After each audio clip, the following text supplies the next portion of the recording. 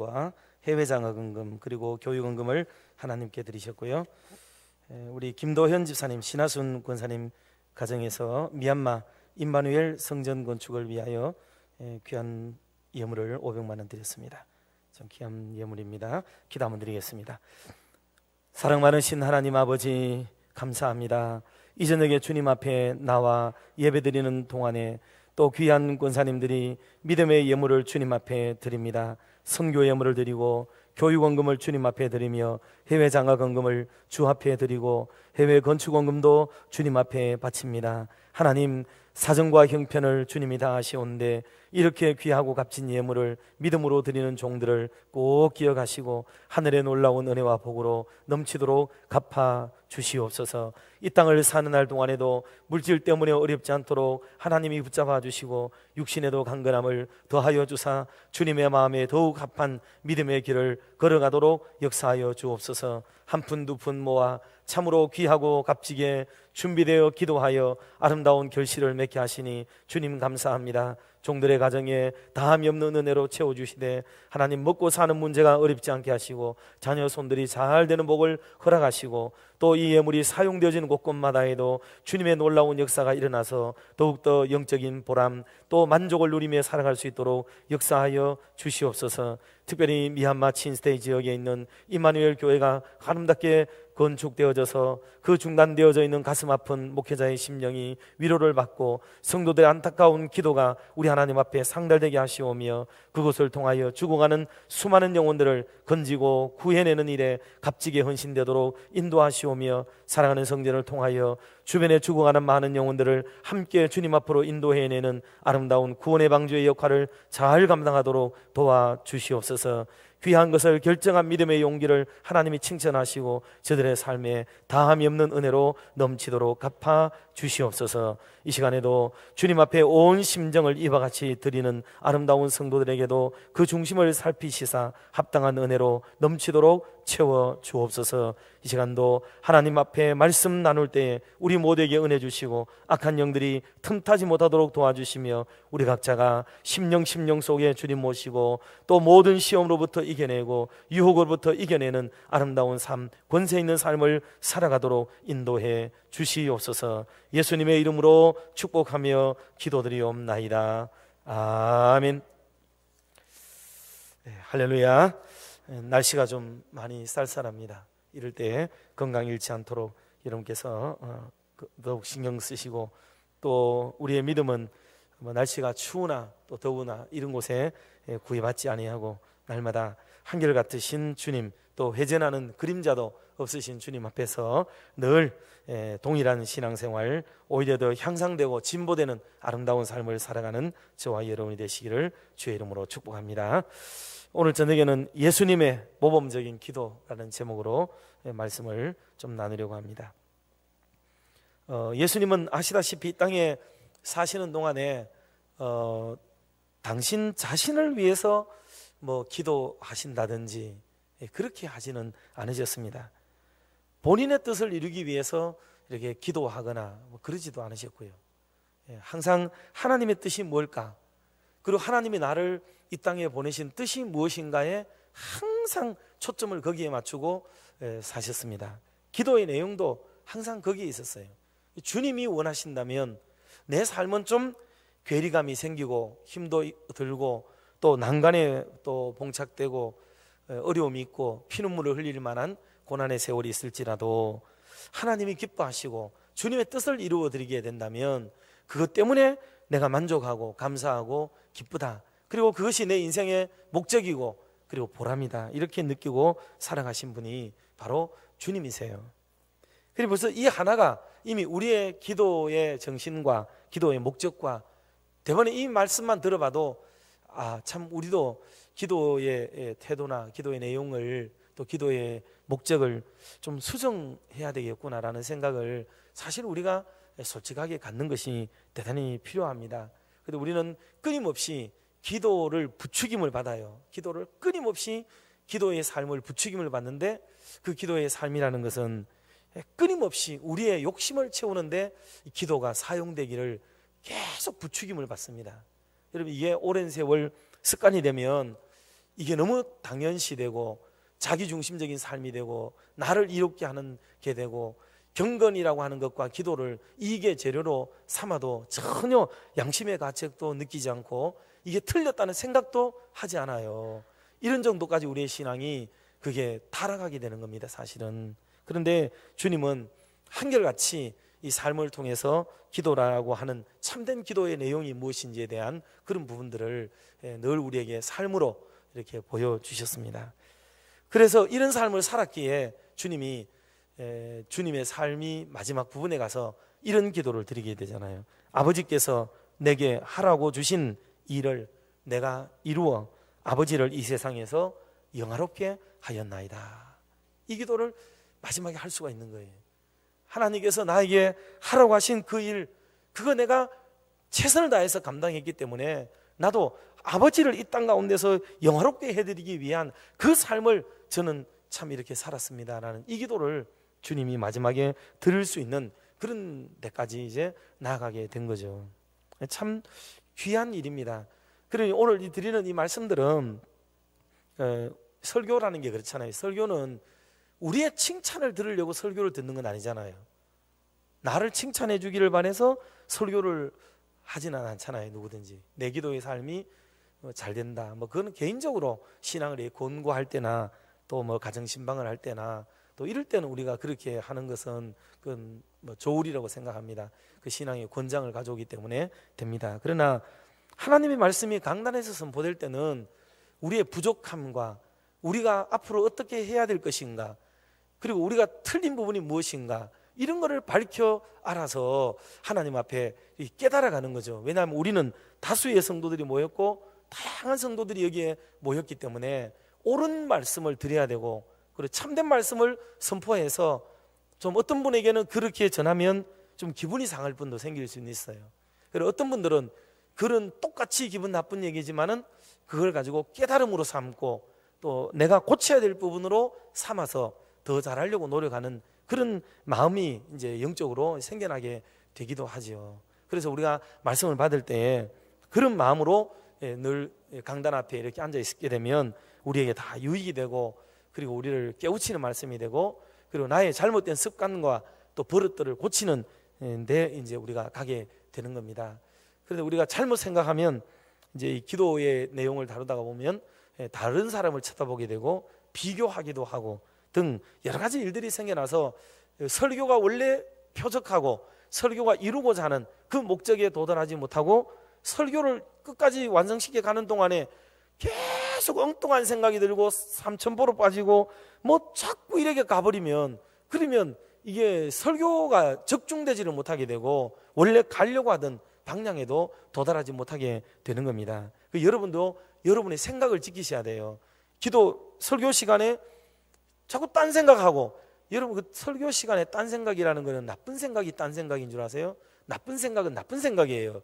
그런데 기도를 설교자가 이끌어가는 기도를 지금 설교하고 있는데 다른 기도를 계속 생각하는 게 그 설교를 망치게 만드는 일이 되고, 설교하는데 찬송 연구하고 설교하는데 성경 공부하고 설교하는데 다른 거 해버리면 그게 사탄에게 놀아나는 일이 되는 거예요. 그게 다 그게 하나님의 의를 이루는 일도 아니고 주님이 기뻐하는 것도 아니에요. 그래서 설교는 설교의 목적이 뭔지를 이해하고 그 설교의 설교자도 설교를 다 하도록 만들어주고, 그리고 설교를 듣는 분도 그 전체적으로 하고자 하는 설교의 목적을 들으려고 하는 마음을 가져야 그 설교가 성공이 되고, 그럴 때 그 속에 은혜가 있고 하나님의 말씀의 역사가 나타나게 되는 줄로 믿으시기를 바랍니다. 그리고 설교 시간에 여러분 잡념이나 다른 생각이나 이게 망하게 만드는 길이에요. 그게 시험 드는 길이 되는 겁니다. 그리고 우리가 바로 이해를 해야 되는 거예요. 자, 그러면 우리는 다양하게 기도 생활을 하고 있습니다. 원론적으로 그런 기도의 생활을 나무라거나 꾸짖는 말씀은 전혀 안 해요. 그건 잘하고 계시는 거고 참 감사한 일이고, 또 목사가 늘 강단에서 얘기하지만 참 저는 기도를 이렇게 우리 교회 성도들이 기도로 응원하고 기도로 목양을 협력해 주는 일이 어떤 것보다도 감사하고 기쁘다, 이런 말을 여러 번 드렸어요. 정말 진심이에요. 목회를 하다가 보면은 참 그 부분이 안 돼서 어려움을 겪고 힘겨워할 때가, 너무 괴로움으로 다가올 때가 많고 무게를 느낄 때가 많습니다. 그런데 참 이렇게 기도의 자리를 지켜주고 그것으로 영적으로 교회를 살려주고 또 막 이끌어가고 협력해주는 그런 기도의 소리는 천군 만마를 얻는 것처럼 기쁘고 감사한 그런 게 바로 기도입니다. 뭐 이런 말씀을 계속 드리자면 끝도 없이 드릴 수 있을 정도로 감사하고 감격해요. 그런데 그런 얘기를 다 드릴 수는 없어요. 하여간 그럼에도 불구하고 우리가 주님이 하신 기도는 어떤 기도의 방향성을 가지고 있고 어떤 내용이 있는지를 우리가 알면, 지금 우리도 기도 생활 잘하고 있지만은 몇 가지를 고치기도 하고, 잘하는 것은 정말 이게 내가 잘하고 있는 거구나, 용기를 내서 기도 생활에 더 힘을 얻을 수도 있게 되기도 합니다. 주님이 하신 기도를 오늘 한 몇 가지, 한 5, 6가지 정도로 쭉 말씀을 드릴 텐데, 첫째는 시험을 받으실 때 주님이 기도를 하셨거든요. 시험거리가 올 때 기도하셨어요. 겟세마네 동산에서의 기도를 우리는 다 잘 알고 있습니다. 주님은 말씀드렸듯이 자신의 뜻을 이루기 위해서 기도한 것은 아니에요. 본인의 뜻은 오히려 이 잔을 자기가 마시지 않는 것이 본인의 뜻이었어요. 근데 이거를 이겨내려고 하는 기도를 드리게 되는 거죠. 이 기도에서는 두 가지의 싸움이 이루어지게 돼요. 두 가지의 싸움이 있는데, 우리에게 유혹이라고 하는 것, 시험이라고 하는 게 뭐냐면 기도의 내용 때문에 시험이 와요. 기도의 내용 때문에. 내가 무엇을 선한 일을 위해서 기도하잖아요. 그런데 그 선한 일을 위해서 하려는 기도가 안 되도록, 그래서 선한 일을 하지 못하도록 방해하는 시험이 우리에게 다가오고, 그런 기도 자체를 하지 못하도록 만드는 유혹이 우리에게 닥쳐오게 되는 거예요. 다시 말씀드리면 기도라는 것은 기도 자체를 하지 못하게 만드는 것이 시험이 돼요. 기도 자체를 못하게. 그리고 제자들은 기도를 하다가 자버렸잖아요. 그게 시험거리가 되는 거죠. 기도를 해야 되는데 기도가 되지 않도록 만들어버리고 기도를 못하게 되는 것이 하나의 시험거리가 돼요. 그러나 주님은 그걸 놓고 싸우는 단계는 넘어서신 거죠. 왜냐하면 기도의 내용으로 싸우고 있어요. 기도의 내용. 그 기도의 내용이 뭐냐면, 제자들의 싸움은 기도하느냐 기도 못하느냐, 기도를 오래 하느냐 기도를 빨리 끝내느냐, 이거 가지고 싸움하고 있었단 말이에요. 그런데 주님은 그 싸움을 하고 계신 게 아니고, 지금 내가 이 십자가를 져야 되느냐, 또 피하고 싶은 마음도 있는데 이거를 정말 주님의 뜻을 이루기 위해서 이걸 질 수 있게 해달라고 하는 이 싸움을, 영적 싸움을 싸우고 있는 거죠. 기도는 언제나 이 상관관계 속에 싸움이 막 일어나고 있습니다. 그런 싸움 속에 주님은 여기서 하나님의 뜻을 이루기를 위해서 기도를 드리신 거거든요. 주님의 뜻, 하나님이 원하시는 뜻이 무엇이라면 그것을 제가 잘 감당할 수 있도록 해달라고, 하나님 도와달라고 그렇게 기도를 하게 되는 거죠.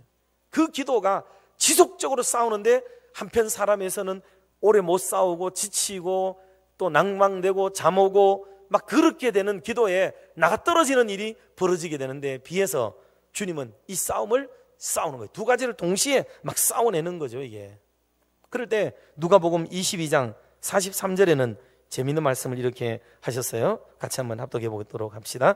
천사가 하늘로부터 예수께 나타나 힘을 더하더라. 아멘. 이 기도가 얼마나 처절한 영적 싸움이었는지를 보여주는 대목이에요. 이게 그냥 일반적으로 우리의 싸움이 아니고, 이 싸움은 하늘에 속한 싸움이고 영적 싸움이고 주님의 뜻을 이루는 싸움이기 때문에 이 기도를 반드시 주님이 승리를 하셔야만 되는 거거든요. 그게 하나님의 승리이기도 해요. 그러니 하나님이 천사를 보내가지고 이렇게 그 기도를 돕도록 만들어서 힘을 더해서 이 기도에 승리하도록 만들어주시는 일을 하시게 되는 거죠. 우리의 기도를 하는데 우리는 막 그런 걸 바라죠. 나의 욕심을 구하는데도 천사가 나타나서 막 도와주기를 바라는 그런 쪽으로도 이 성경을 쓸 수가 있겠죠. 그러나 이거는 정확한 해석은 아니에요. 지금 이 기도는 하나님의 뜻을 이루는 일은 너무나도 중요하기 때문에 하늘의 천군 천사가 동원되는데 무슨 일을 위해서 동원할 수 있겠습니까? 여러분, 지금 우리가 살아가는데 군대를 움직일 수 있어요? 군대? 여러분들이 군대를 움직일 수 있겠습니까? 여러분의 가정을 위해서 군대를 움직일 수가 있나요? 가정사를 위해서? 어렵잖아요. 현실적으로. 아주 특별한 경우에 막 군대가 와서 도와주는 경우 있어요. 제가 언제도 말씀을 드렸지만은 저희 고향에도 산동네 해발 막 400고지나 되니까 높아가지고 천수답이기 때문에 하늘에서 비가 안 쏟아지면 농사도 못 지어요. 그런데 나중에 들어보니까 우리 마을에 그 소방대원들이 소방차에다가 물을 싣고 그 산에다가 이렇게 논에다가 또 이렇게 급수를 내주는 그런 일이 일어났어요. 그거를 만약에 우리가 거기 가가지고 우리 집에 논바닥이 갈라져 들어가는데 좀 이렇게 그 물 좀 하나 실어다 주면 좋겠다고 이렇게 요청한다고 해서 해줄 일이겠습니까 그게? 그런데 국가가 그 동네를 불쌍히 여겨가지고 이러다 농사 안 되면 온 동네가 힘들겠다. 그래봤자 9명 사는 9가정 사는 동네지만은 그런데도 불구하고 거기에 용수차를 보내가지고 그 국가의 차량을 보내가지고 급수를 하도록 이렇게 해주는 일이 있기도 해요. 옛날에는 또 군대 군인들이 저 경기도 파주에 가면은 그 농사질철이 되면은 뭐 논 모내기라든가 또 추수철이 되거나 하면은 그 넓은 데를 그 민간인들이 잘 없잖아요 거기는. 그런데 소수의 사람들이 농사 짓고 통일될 걸 기대하면서 거기서 열심히 살아가는 분들이 또 아직 계시거든요. 그러니 그쪽 지역에 군대가 막 지휘관들이 나가서 도와주죠. 참 귀한 일이긴 해요. 그런데 이런 어떤 특별한 경우를 제외하고 우리가 사사로이 뭐를 이렇게 움직이고 동원하기란 현실적으로는 대단히 어려운 거죠. 굉장히 힘듭니다. 하늘의 천군천사를 동원하는 일이 사사로운 일 때문에 쉬운 일은 아니죠. 없는 일은 아니에요. 없는 일은 아니지만 그런 거는 어려운 일이죠. 그런데 주님이 기뻐하시면 하나님이 원하시고 하나님이 즐거워하시고 하나님이 기뻐하시는 그 기도에는 하늘의 천군천사가 동원되는 은혜와 축복과 기적과 역사가 일어나게 되는 줄로 믿으시기를 바랍니다. 그리고 주님의 뜻에 부합한 기도, 그 기도를 내가 드려야겠다 하는 이 마음을 가지고 기도에 임할 때에 그 기도를 하나님이 기뻐하시는 거죠. 그럴 때는 내가 힘들고 지치고 낭망하고 잠오고 쓰러지고 포기하고 싶고 무너져버리고 그럴 때 누가 더 답답해 하시느냐 하면 사실은 하나님이 더 답답해 하시는 거죠. 그래서 천군천사를 동원해 가지고 힘을 도와주는 이런 역사가 나타나게 되는 거예요. 주님의 기도에도 그렇게 천사가 나타나서 돕더라 그렇게 말씀을 했습니다. 그런데 이 기도에서 또 하나의 숨은 그 기도의 이유를 우리가 알 수 있는 것은 뭐냐면 그 앞에 보면은 11절 말씀에도 나옵니다만은요, 생각해 보면은 지금 현재 예수님을 죽이려고 하는 사람들이 거기에 지금 쫙 있단 말이에요. 그런데 예수님께서 그런 입장에서 12절부터 뭐를 하시느냐면 제자들을 세우기 위한 기도를 드리고 있는 거예요.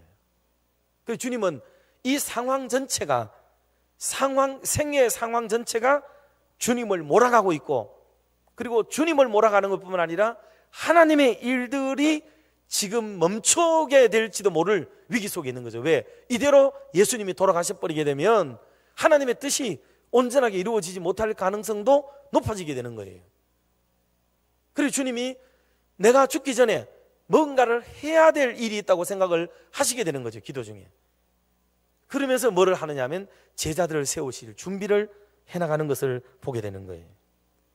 여러분, 이게 기도는 그 다음에 해야 될 일을 알게 만드는 그런 놀라운 지혜를 얻는 것이, 이게 사실은 기도의 놀라운 보람이고 만족이고 기쁨이 되기도 합니다. 그래서 주님이 밤이 맞도록 기도하시게 되고, 그 기도는 십자가를 두고도 기도했고, 십자가의 기도는 곧 제자를 세우는 일과 매우 밀접하게 연관이 있는 사건이라는 것을 우리에게 보여주는 대목이에요. 그러니 주님께서 그거를 이미 마음에 각오를 하시게 되고 다음 수를 준비하는 데까지 이르게 되는 그런 놀라운 일이 벌어지게 되는 거예요.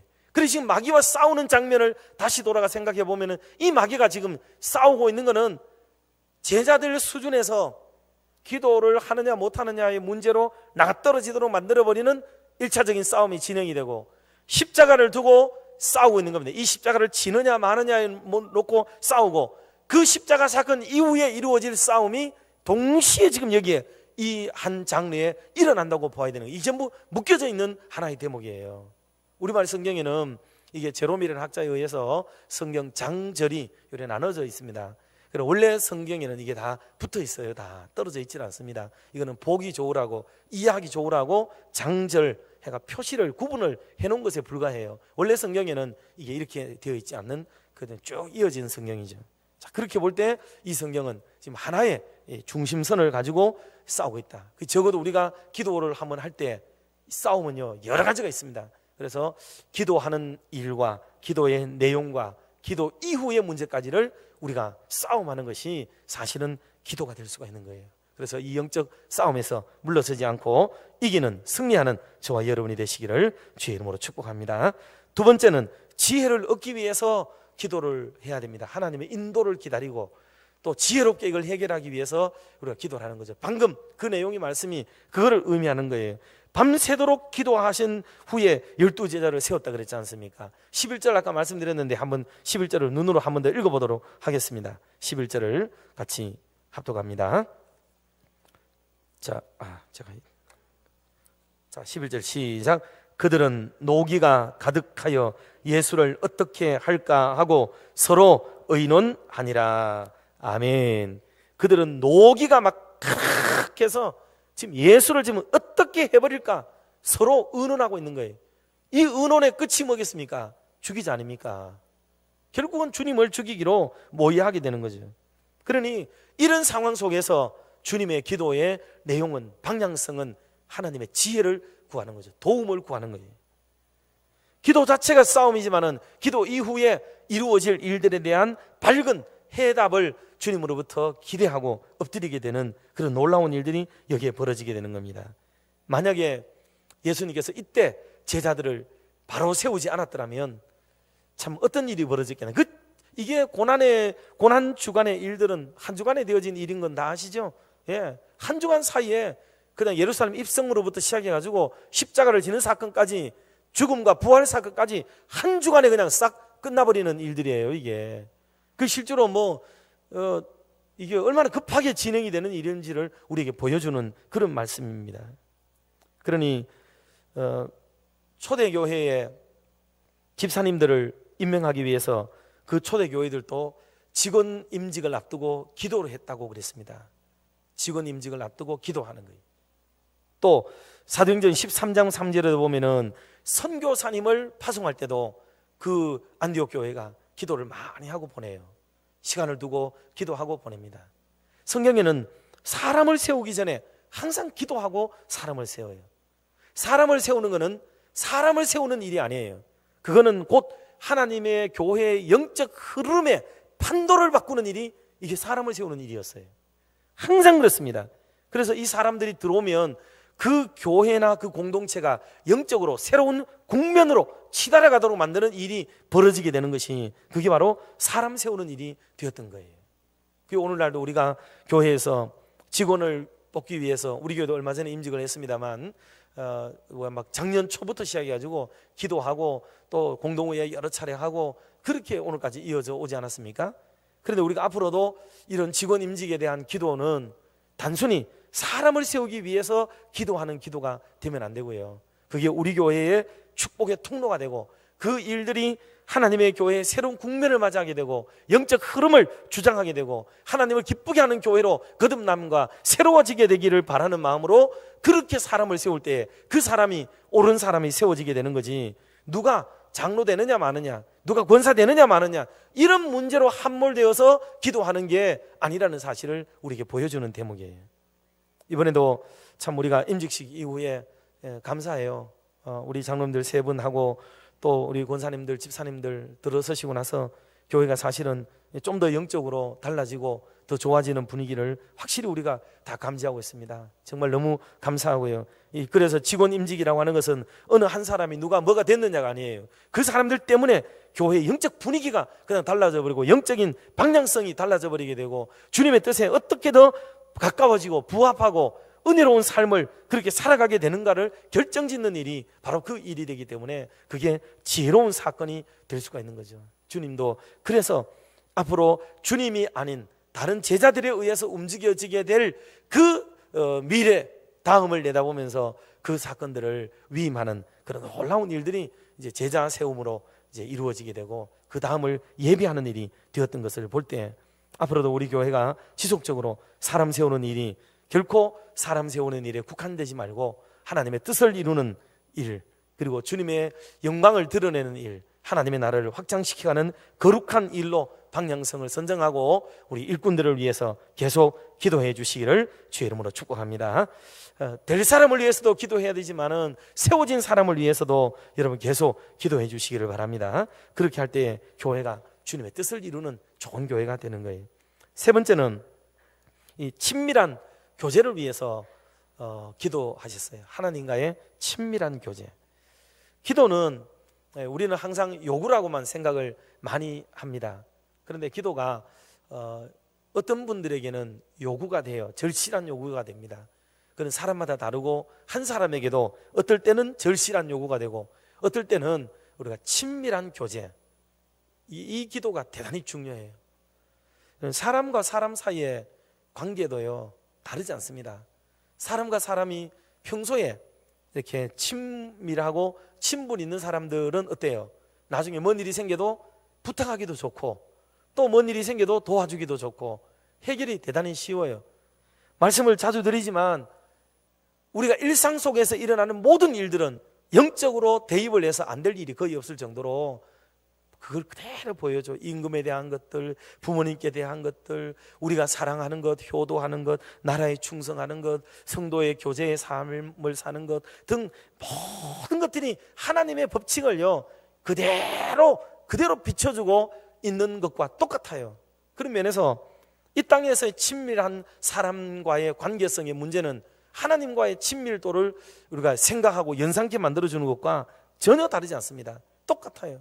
그래서 평소에 주님과 더불어 이런 밀접한 관계, 그런 관계를 형성하고 살아가는 사람에게는 기도라고 하는 것도 이게 힘들거나 어려운 게 아니고 그게 그냥 자연스러운 게 되는 거예요. 자연스러운 게 되죠.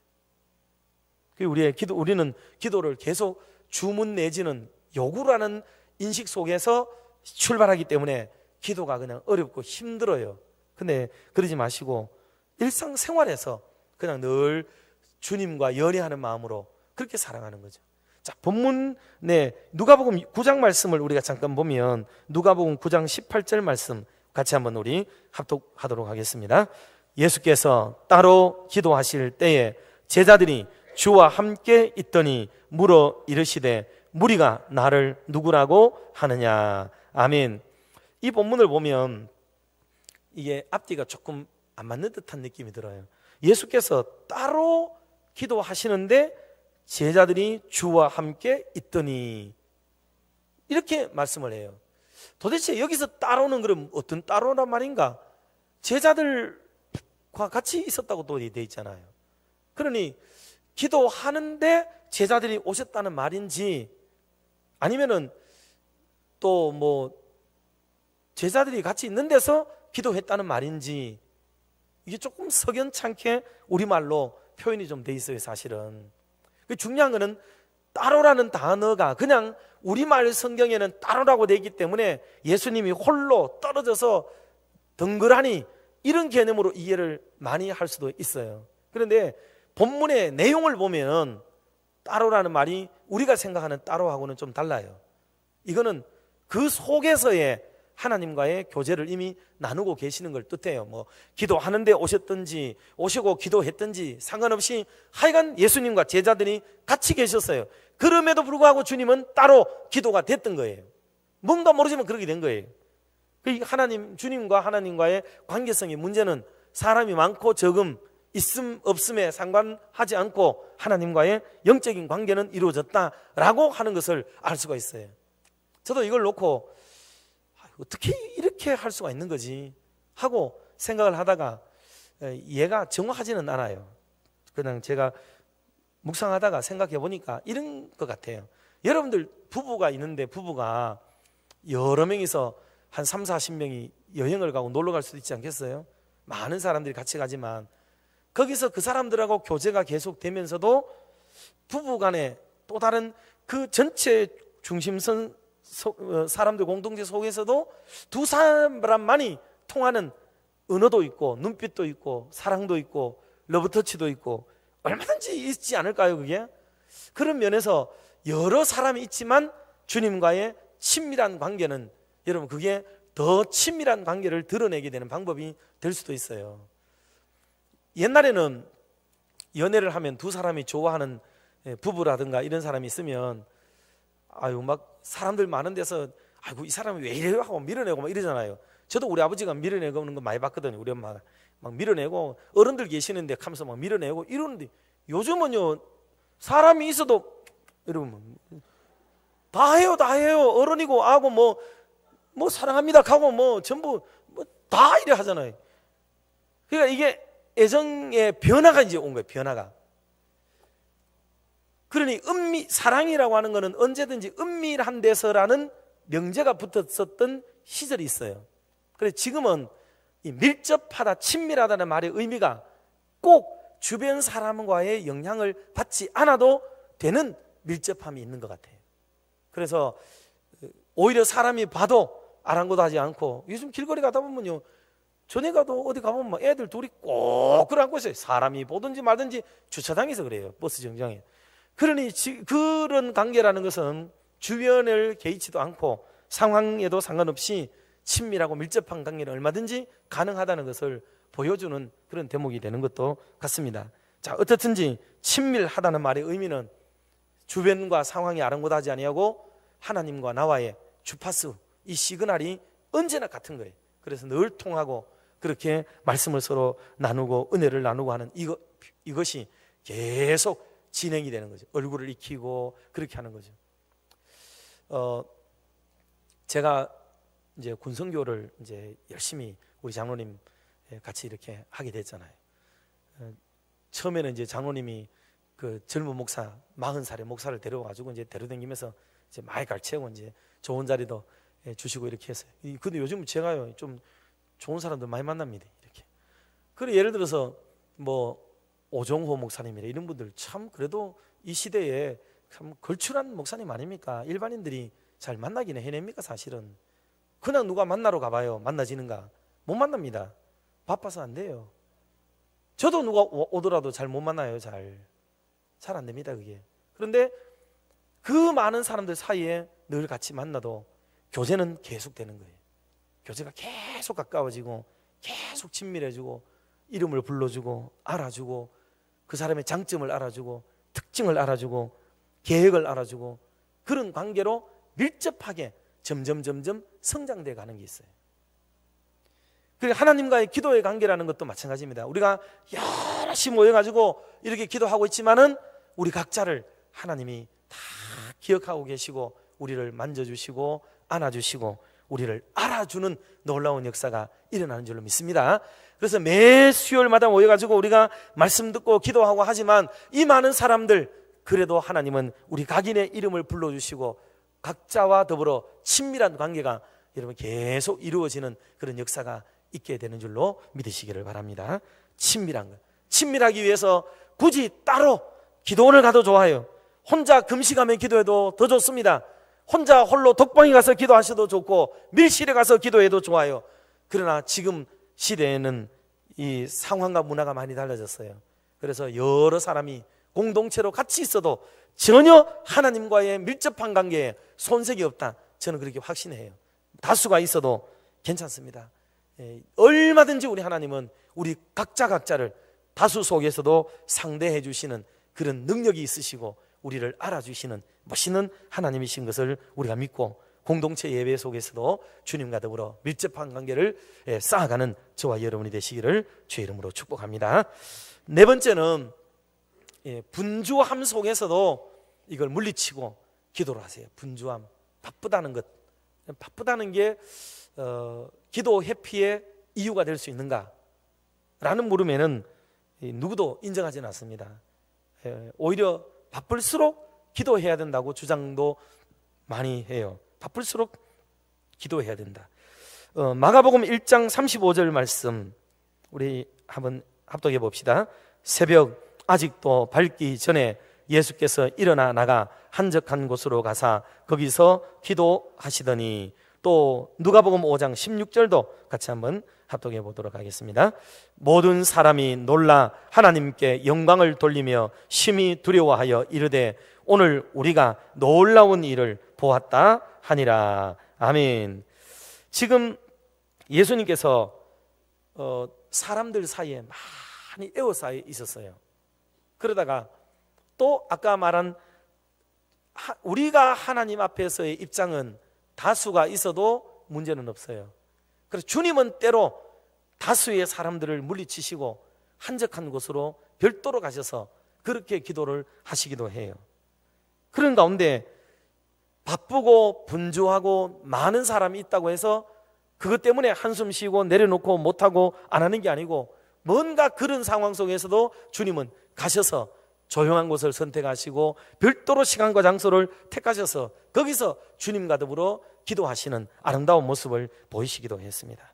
오늘도 우리는 기도 생활을 할 때 바쁘다는 이유 때문에, 분주하다는 이유 때문에, 할 일이 많다는 이유 때문에 우리 기도 생활이 잘할 때도 많습니다. 잘 안 될 때가 많습니다. 아시겠지만 빌 하이벨스 목사님이 책을 하나 썼잖아요. 너무 바빠서 기도합니다 하는 책을 썼어요. 너무 바빠서 기도합니다.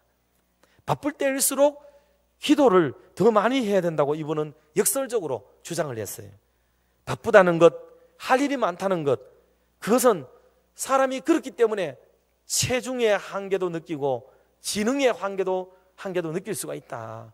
그러니 기도 없이 그 일을 감당하다가 우리는 쓰러지고 실수하고 오판하고 허우적거릴 수가 있다는 거예요. 그러니 일이 끝난 후에도 그런 마음으로 다시 말하면 온 정성을 기울이고 에너지가 상승되고 최적의 건강을 가지고 지능을 가지고 감당을 해도 안 될 일인데도 불구하고 부족하고 너무 바쁜 나머지 저 체증과 저 체력을 가지고 저 지능을 가지고 그 중요한 일들, 그 많은 일들을 감당했다면 그 일의 결과가 어떻게 좋다고 장담할 수가 있겠느냐 말이에요. 그러니 바쁠수록 하나님께서 나의 체력을 또 건강하게 해주기를 위해서 기도해야 되고, 나의 지능이 오판되지 않기를 위해서 기도해야 하고, 그리고 이렇게 감당한 이 일의 결과가 하나님 앞에서 아름답게 이루어지고 내가 원래 목적했던 바를 달성할 수 있게 해달라고 기도하는 게 오히려 더 중요하지 않겠는가 하고 이분은 주장을 하는데, 모든 분들이 이거를 들어보면 다 동의가 돼요. 숙연하게 되고, 아 정말 그렇구나. 그러니 바쁜 일을 해도 건강에 문제가 없기를 위해서 기도하고, 바쁜 일을 해도 사람과의 관계가 손상하지 않기를 위해서 기도해야 되고, 아무리 바쁜 가운데서 일을 처리했더라도 그 일의 결과가 문제가 없이 부족함이 없이 원래 하고자 하는 결과를 다 얻을 수 있게 해달라고 당연히 이렇게 기도하고 그렇게 하는 것이 얼마나 중요한 일이겠는가를 우리에게 보여주고 있는 것입니다. 그러니 바쁘기 때문에 기도 못합니다라는 말은 그건 옳지 않다는 것을 이분이 빌 하이벨스 목사님이 말씀을 하셨어요. 여러분, 저와 여러분들도 좀 바쁘고 힘이 들지라도 주님 앞에 올라와서 그렇게 기도하기를 더욱 힘쓰는 저와 여러분이 되시기를 주의 이름으로 축복합니다. 기도하게 되면 우리는 걱정도 많이 해요. 그런데 기도하신 분들의 간증을 여러분들 들어보시면 공통된 것 하나가 있어요. 공통된 것 여러 가지가 있지만 그 중에 한 가지가 뭐가 있느냐 하면, 기도하는 분이 오셔가지고 뭐 많은 기도를 하는 것 같지가 않아요. 옆에서 보면 그냥 입만 열면 주여 주여 뭐 하고 아버지 하고 한숨만 쉬고 뭐 따다다다다다 이렇게 기도를 하는 게 많이 없는 분도 있어요. 그냥 와서 똑같은 말만 반복하는 것처럼 그렇게 여겨지고 들려지는 분들도 많으세요. 그 기도를 너무 두렵게 여기지 말고, 또 많은 말을 해야만 들으실 줄 아는 생각을 갖지 말고, 기도는 그저 하나님 앞에 앉아 있는 것이 여러분 우선 기도의 시작이 되는 줄로 믿습니다. 기도의 자리에 그냥 앉아만 있으면 됩니다. 한숨을 쉬셔도 좋고 주님 하고 불러도 좋고 그래도 돼요. 여러분, 다니엘의 기도가 성경에 뭐라고 되냐면 하루 3번 동일한 기도를 드렸어요. 동일한 기도. 중언 부언이 아닙니다. 동일한 기도를 했어요. 여러분 잘 아시는 프란시스라고 하는 분도 기도를 많이 한 분으로 알려져 있잖아요. 근데 그분이 한 기도는 소리가 들리지 않아요.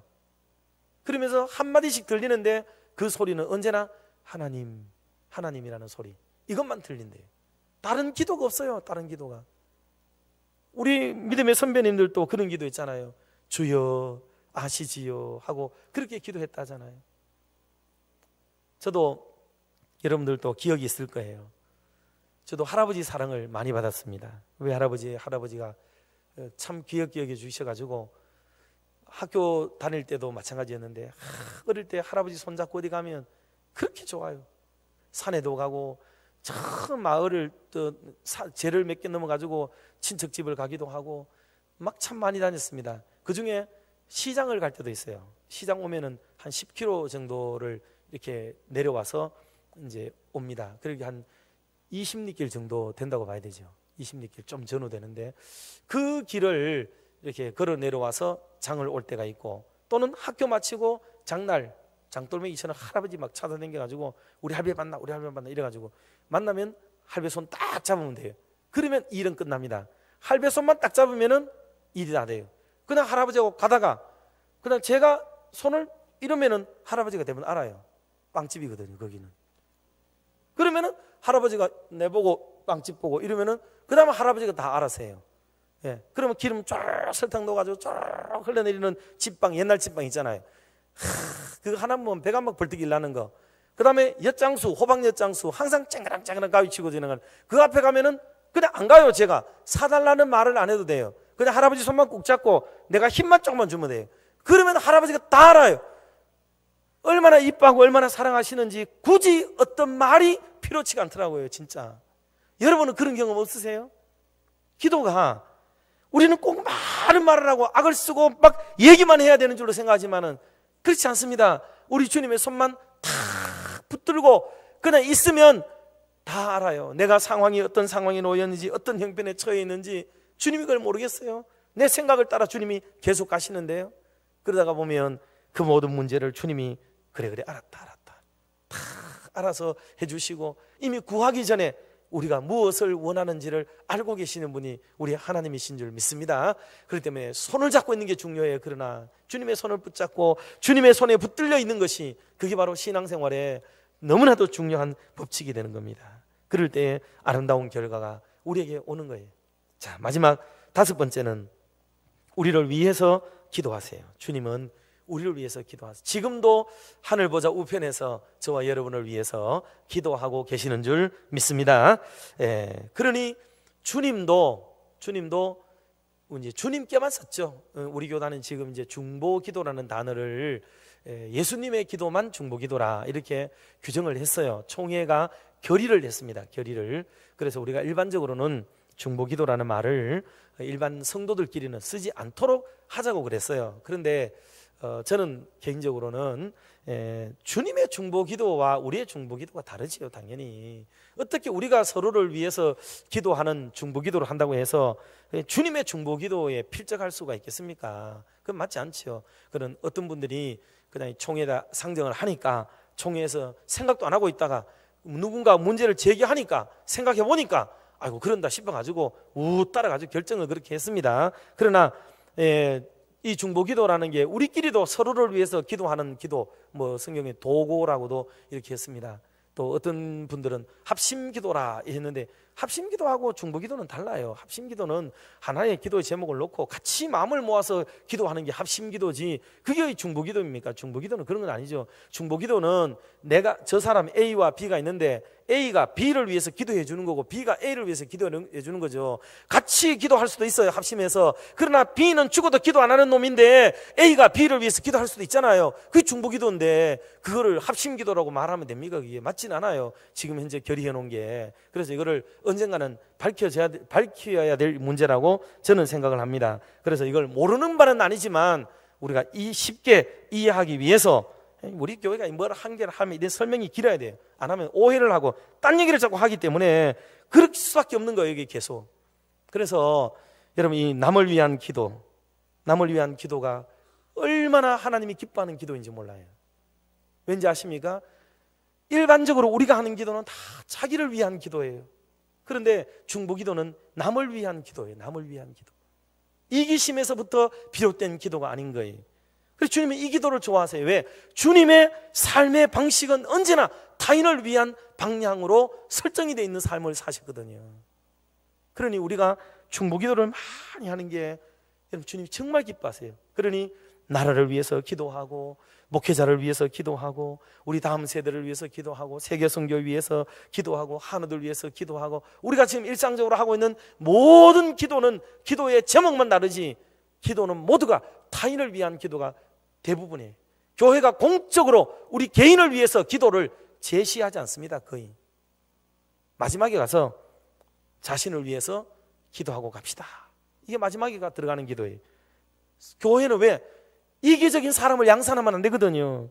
그러니 모두가 타인을 위한 기도를 계속 우리가 드리도록 훈련하는 거예요. 나도 알지 못하는 사이에 그리 하는 이유가 그것 때문에 그런 거예요. 그래서 이기심을 내려놓고 이타심을 배양하고 자기만 보는 것이 아니고 남을 바라보는 눈을 기르도록 만들어주는 이런 기도의 훈련이 그게 바로 주님이 하신 기도의 모든 것들이라는 것을 우리가 알 수가 있습니다. 물론 이 기도가 남을 위한 기도가 이제 그 당사자에게 기도가 그대로 내려갈 때도 있어요. 그러나 그가 기도의 응답을 받을 사람이 아닌 것은 아니라면 기도하는 사람에게 돌아온다는 정도로 우리가 다 알고 있잖아요.